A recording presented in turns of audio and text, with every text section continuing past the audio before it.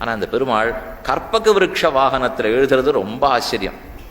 ஏன்னா அவரே ஒரு கற்பக விருட்சம் இல்லையோ, எனக்கே தந்தை தன்னை கற்பகம்னு ஆழ்வார் சாதிக்கிறார். அதுக்கு மேலே ஒரு சேஷன், அதுக்குள்ள ஒரு கற்பக விருட்சம், அதில் ஒரு பெருமாள். அதுவும் அந்த சமயத்துக்கு வீதியில் பெருமாள் எழுந்துள்ளச்சே சட்டுன்னு மின்சாரம் போயிடணும். அது போயிடுத்துன்னா தான் அந்த அழகே நமக்கு தெரியும். ஏன்னா எல்லார் வீட்டு வாசலையும் வழக்கு போட்டு வச்சிருந்தோன்னு அது புரியவே புரியாது. தீப்பந்தத்தோட பெருமாள் எழுந்துடணும். அதுவும் சேஷ வாகனமாகட்டும் கற்பக விருட்ச வாகனம் தக தக தகான்னு இருக்கும். அப்படியே ஸ்வர்ணமயமாக தகதகக்கர் வாகனம். அதில் பெருமாள் எழுந்துருளி, அதுவும் அன்னைக்கு பார்த்து வெல்வெட்டில் ஒரு கபாய் சாத்தின்னு கருநீலத்தில் எழுந்துருளினார்னா இந்த நீலத்துக்கும் அவர் சாத்தின் இருக்கிற நீலநாயக கல்லுக்கும் ஒரே அர்த்த சந்திரனு சரப்பளியும் மட்டும் திருவாபரண சாத்தின்னு போகிறோம் இல்லையோ, அது ஸ்வர்ணம் தகதக்கும். அவர் திருமேனியும் சரி வெறும் அப்படி கைகள் மட்டும்தான் வெளியில் தெரியும், மற்றதெல்லாம் கபாயை போட்டு சாத்தின்னு விடுவார். இப்படி சாத்தி எழுந்துள்ளி இருக்கிறதே ஒரு தனி அழகு தான். ஸ்ரீரங்க ஸ்ரீ ஸ்ரீரங்கமாகிற செல்வம் அனுதினம் நித்தியப்படி நித்தியப்படி நன்னா வளரட்டும்.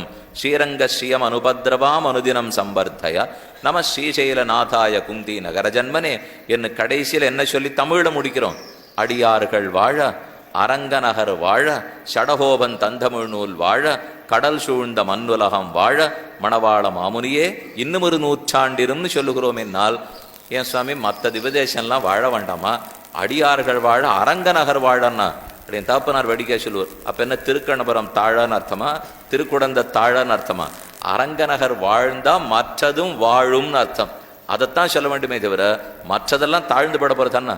அப்போ அடியார்கள் வாழ, அரங்கநகர் வாழ, ஷடகோபன் தந்தமிழ் நூல் வாழ பிரசங்காத்து விண்ணப்பிக்கிறேன். மற்ற எல்லா திவதேசத்திலையும் இந்த சாற்றை ஒரு மாதிரி சேவிப்பார். ஆனால் இந்த திவதேசத்தில் மட்டும் வேற மாதிரி தான் சேவிப்பார்கள். அங்கங்கே சேவிக்கிறதெல்லாம் அங்கங்கே அறப்புள்ளி காப்புள்ளி குத்திப்பா. அடியார்கள் வாழ, அரங்கநகர் வாழ, ஷடகோபன் தந்தமிழ் நூல் வாழ, கடல் சூழ்ந்த மண்ணுலகம் வாழ, மணவாள மாமனி இன்னொரு நூற்றாண்டின்னு முடிச்சிடறாளோ இல்லையோ. ஆனால் இங்கே மட்டும் அப்படி அல்ல. அடியார்கள் வாழ, அரங்கநகர் வாழ, ஷடகோபன் தந்தமிழ் நூல் வாழ, கடல் சூழ்ந்த மண்ணுலகம் வாழ, மணவாள மாமனியே இன்னொரு நூற்றாண்டிரும்னு சொல்கிறோமோ இல்லையோ. அப்படின்னு இந்த வாழன்னு சேர்க்கறது கீழேந்து சொல்லப்பட்ட அனைத்தும் வாழ வேண்டுமானால் மணவாள மாமனியை இன்னும் ஒரு நூற்றாண்டிரும். என்ன முதல்ல மற்ற ஊர்லெல்லாம் சேவிக்கிறது எப்படின்னா தனித்தனியா வாழி வாழின்னு முடிச்சுட்டா. அப்படின்னா அடியார்கள் எல்லாம் வாழி, அரங்கநகர் வாழி, ஷடகோபனுடைய நூல்கள் வாழி, கடல் சூழ்ந்த மண்டுலகம் வாழி, அது முடிஞ்சு போச்சு. அதை போல கடைசியில் தனித்து மணவாள மாமனி இன்னொரு நூற்றாண்டு இருக்கணும்னு மட்டும் பிரார்த்தனை. ஆனால் இந்த விதேசத்தில் அப்படி அல்ல.